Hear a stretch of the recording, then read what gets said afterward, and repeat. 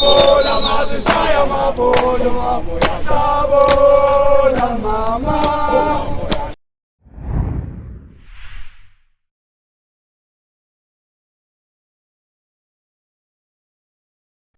folks and welcome back. This is Chris in Central Pennsylvania once again.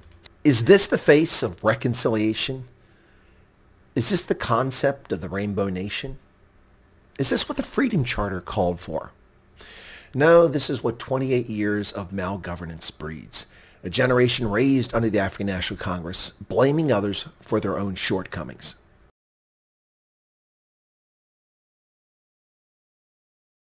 Showing white people that we are not going to be controlled. Showing them that, in fact, there is nothing to be scared of.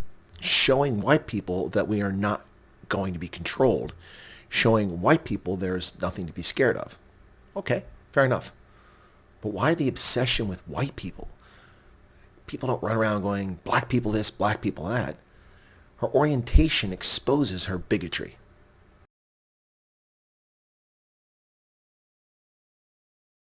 Because if our people translated the song Dukuli to everyday action, there would be no white people to speak of, because all of them would be wiped out of society. If we translate our song to action, there'd be no white people.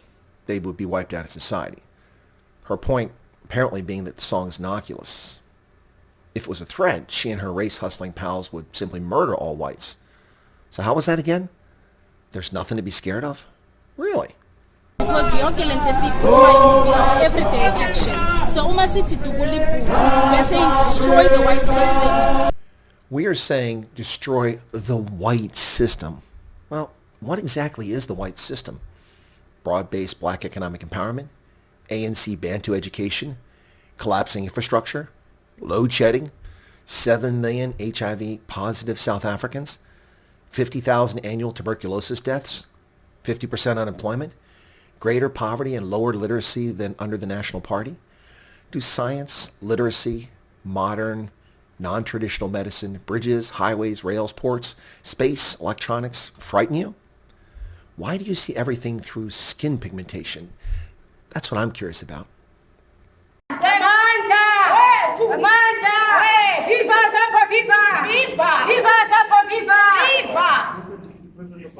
not going to be frightened by white fragility. This is our heritage.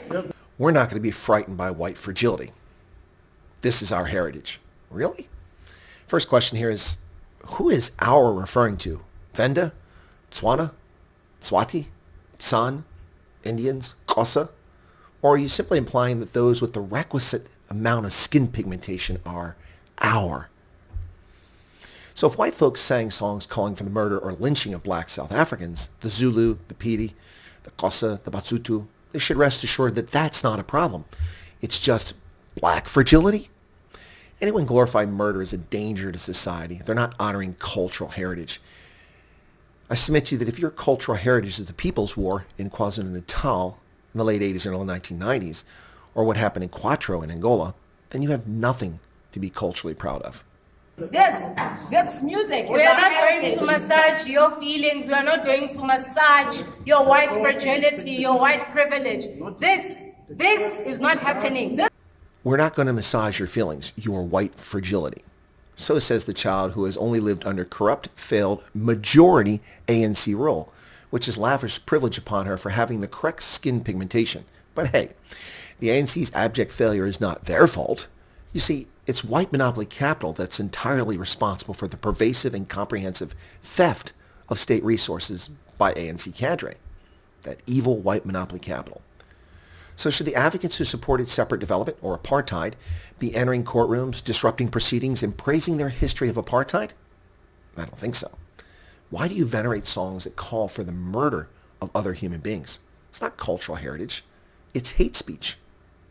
It is our struggle's history that you want to denigrate. It is our struggle's history that you want to have us deny. It is not going to happen, not today, not in the future. You want to whitewash our history and pretend that it never happened. It's not your history or struggle.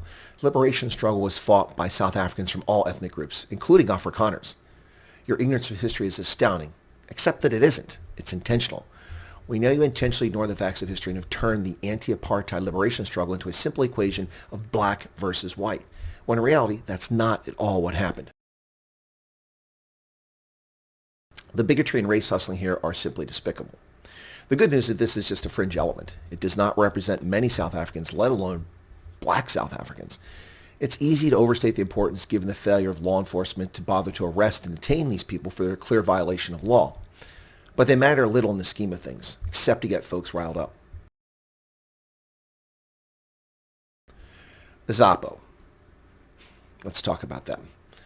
The 2020 municipal elections just occurred. Out of the 11,741,055 votes cast, the Azanian Peoples Organization received a whopping 6,720 votes in the 2021 municipal elections. Now that's 3,081 fewer votes than they got in 2016, the last election. That's a loss of 31% support. AZAPO's support in municipal elections peaked back in 2006 when they received 25,773 votes. 16 years ago.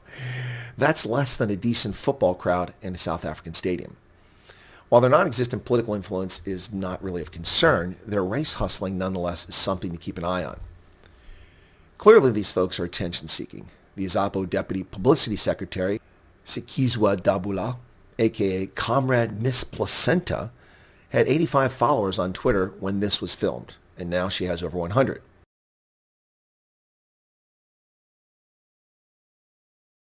You see, folks, this is what's at play here, not justice or any sort of equality. But you can't simply ignore this activity and this behavior. This is vile and dangerous. And these are people that merit attention from intelligence and security officials because they represent a dangerous element of society, whether they're racist lynching people in the Deep South or these race hustlers in South Africa threatening people and claiming that their violent songs are simply their cultural heritage. If your cultural heritage is the murder of other people, you need to check your privilege at the door. Hey folks, if you're not a subscriber, please become one. Smash the button right down there, become a subscriber, and help us overcome shadow banning. Thank you for your support for the program and your support for independent journalism. Cheers. Be safe out there.